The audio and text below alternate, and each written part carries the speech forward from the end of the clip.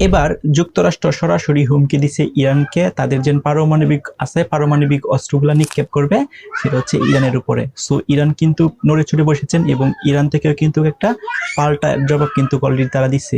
অর্থাৎ যুক্তরাষ্ট্র এখন তাদের পারমাণবিক অস্ত্রগুলা নিক্ষেপ করে, তাহলে হচ্ছে ইরানও বসে থাকবে না। ইরানও হচ্ছে তাদের পারমাণবিক যে অস্ত্রগুলো আছে সেগুলো সম্পূর্ণরূপে হচ্ছে রেডি আছে, তারাও কিন্তু নিক্ষেপ করবে। দেখেন, পারমাণবিক অ্যাক্টিভিটি যে কান্ট্রিগুলো চালায়, যুক্তরাষ্ট্রের কাছে কিন্তু পারমাণবিক অস্ত্র আছে এবং ইরানের কাছেও কিন্তু পারমাণবিক অস্ত্র আছে। এখন এই পারমাণবিক অস্ত্র কতটা ভয়াবহ সেটা যদি নিক্ষেপ করা হয় তাহলে কিন্তু আপনারা বুঝতে পারবেন।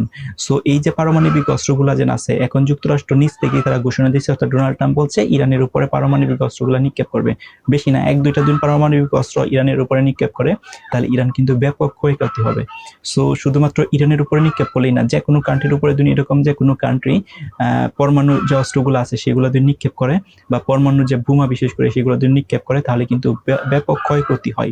তো এমন অবস্থায় যুক্তরাষ্ট্র কিন্তু একটা হুমকি দিছে, এখন পর্যন্ত ফাইনাল ডিসিশনে যায় নাই যে পারমাণবিক যে বোমাগুলো আছে সেগুলো কি নিক্ষেপ করবে কিনা। যদি একবার পারমাণবিক বোমাগুলো নিক্ষেপ করে ফেলে ইরানের উপরে, ইরানের ব্যাপক ক্ষয়ক্ষতি হবে। এটার কোনো মানে শিওর নাই যে ক্ষতি হবে কিনা, এটা মাস্ট বি ক্ষতি হবে কিন্তু, ঠিক আছে।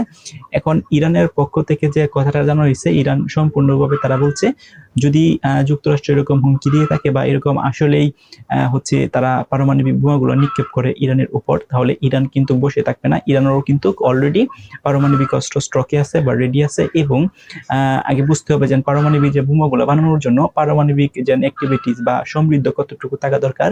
পারমাণবিক বোমা নিক্ষেপ করা বা পারমাণবিক বোমা বানানোর জন্য ইউরেনিয়ামের হচ্ছে 90% ব্যবহার বা সমৃদ্ধ থাকতে হবে। তো ইরানের কাছে কিন্তু 90% ব্যবহার বা সমৃদ্ধ এখন পর্যন্ত রাইট নাও নাই। অর্থাৎ তারা যে পারমাণবিক ইউরেনিয়াম ব্যবহার করে যে বোমাটা তৈরি করবে, পৃথিবীর সবচেয়ে শক্তিশালী বোমা, সেটা ব্যবহার করার জন্য আপনার যে ইউরেনিয়াম আছে সেই ইউরেনিয়ামের ব্যবহার থাকতে হবে বা সমৃদ্ধ থাকতে হবে 90%। কিন্তু রাইট নাও ইরানের যে ইউরেনিয়াম সমৃদ্ধ বা ব্যবহার সেটা হচ্ছে 60%। এখন প্রশ্ন হচ্ছে ইরানের ইউরেনিয়াম ব্যবহার বা সমৃদ্ধ আছে মাত্র 60%, কিন্তু পারমাণবিক বা ইউরেনিয়াম ব্যবহার করে যে বোমাগুলো তৈরি করতে হয় বা করবে সেটার যে ব্যবহার সেটা হচ্ছে 90% প্রয়োজন। তাহলে কি ইরান কি তাদের বোমাগুলা নিক্ষেপ করতে পারবে না বা বানাতে পারবে না? পারবে, কারণ ইরানের যে সমৃদ্ধটা আছে ইউরেনিয়ামের এখন 60%, সেটা 60% থেকে 90% দিতে বেশি দিন সময় লাগবে না, মাত্র কয়েকদিন, ধরেন ম্যাক্সিমাম অফ টু উইক, অর্থাৎ দুই সপ্তাহের ভিতরে তারা হচ্ছেন ইউরেনিয়ামের যে ব্যবহার সমৃদ্ধ সেটা যে 60% অন রাইট নাও আছে, সেই 60% থেকে তারা 90% যেতে শুধুমাত্র 14 দিন বা 2 সপ্তাহ, ম্যাক্সিমাম 14 দিন, এর বেশি যাওয়ার কথা না। তারা হচ্ছে ম্যাক করে ফেলতে পারবো তাদের ইউরেনিয়াম ব্যবহার করে পারমাণবিক বোমাগুলো। সো এটা কিন্তু খুবই অত্যাধুনিক টেকনোলজি এবং এই টেকনোলজিটা কিন্তু অলরেডি ইরানের কাছে আছে এবং ইরান ইচ্ছা করলেই কিন্তু তাদের সমৃদ্ধটাকে বাড়িয়ে ফেলতে পারবে। এবং যেহেতু যুক্তরাষ্ট্রের সাথে এরকম একটা ঘোষণা দেওয়া হয়েছে, অর্থাৎ ডোনাল্ড ট্রাম্প বলছে তাদের যে ইউরেনিয়াম ব্যবহার করে যে বোমাগুলো আছে পারমাণবিক সেটা নিক্ষেপ করবে ইরানের উপর। এই নিউজটা পাওয়ার পর কিন্তু ইরান নড়ে চড়ে বসেছেন এবং ইরান কিন্তু দ্রুতই তাদের যে ইউরেনিয়াম ব্যবহার সেটা 60% থেকে 90% করার চেষ্টা করতেছে এবং যখন এই 90% চলে যাবে তারা সম্পূর্ণভাবে প্রিপেয়ার হয়ে যাবে তাদের ইউরেনিয়াম ব্যবহার করে তাদের যে বোমাগুলো আছে সেই বোমাগুলো কিন্তু নিক্ষেপ করার জন্য।